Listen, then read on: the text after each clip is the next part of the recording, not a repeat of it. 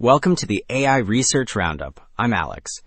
Today, we're looking at a paper trending on X, published on February 27th, 2026, about 5 days ago. It introduces a new pessimistic auxiliary strategy that significantly reduces error accumulation in offline reinforcement learning, boosting performance by nearly 160% on complex benchmarks like AntMaze. The paper is titled Pessimistic Auxiliary Policy for Offline Reinforcement Learning. And, as we'll see later, the results are really impressive, showing how better uncertainty handling can drastically improve policy stability. To illustrate why these errors occur, Figure 1 presents a simulation study showing how data scarcity degrades model accuracy. The panels display an estimated function in red, attempting to match the true blue curve as the number of observations grows. In the top left plot, with only 5 data points, the prediction misses the mark completely and shows massive uncertainty. By contrast, the bottom right plot demonstrates that sufficient data corrects this. This comparison highlights the core risk in offline reinforcement learning. Because when a policy selects actions outside the training dataset, the value estimates are prone to the same wild inaccuracies we see in that first panel. Well, Figure 2 illustrates the proposed solution to that uncertainty problem. The black curve represents the standard Q-value estimate, which peaks on the right in a region labeled high value but high error. A traditional policy would naturally drift that way, indicated by the old sample direction arrow, chasing what looks like a big reward but is actually risky. In contrast, the red curve shows the lower confidence bound, or QLB. Because the red line stays flatter and effectively peaks to the left, the new sample direction arrow guides the agent toward that safer zone, prioritizing reliability over uncertain gains. So Figure 4 validates this safety mechanism by measuring how far the policy's actions stray from the actual dataset.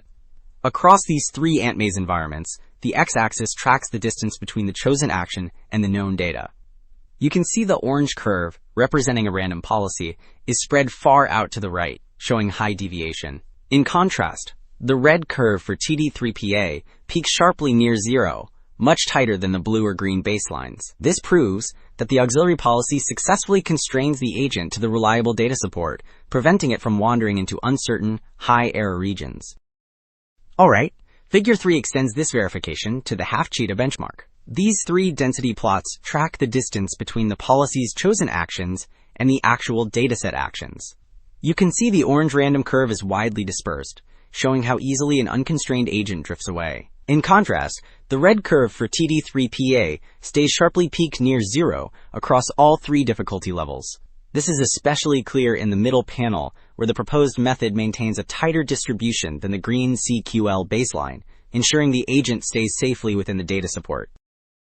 While those plots showed better safety, Table 1 reveals the raw performance scores on the D4RL benchmarks. The columns compare baselines like CQL against the proposed TD3PA and DQLPA models. In the complex AntMaze tasks, notice the jump from the base TD3BC score of 164 to 426 for TD3PA. That effectively triples performance in sparse reward settings. Finally, the bottom row confirms that DQLPA achieves the highest global score, beating the diffusion baseline. So having seen the performance boost, Table 3 digs into the root cause by quantifying approximation error. The columns compare the baseline TD3BC and CQL against the proposed TD3PA. Notice the dramatic drop in the half-cheetah tasks, specifically on the medium expert dataset. The error plummets from over 340 for the baseline down to just 16 for the new method, confirming that the auxiliary policy successfully curbs the overestimation that destabilizes offline learning. Following the error analysis, Table 2 expands the evaluation to the Neo-RL2 benchmark suite to test generalization.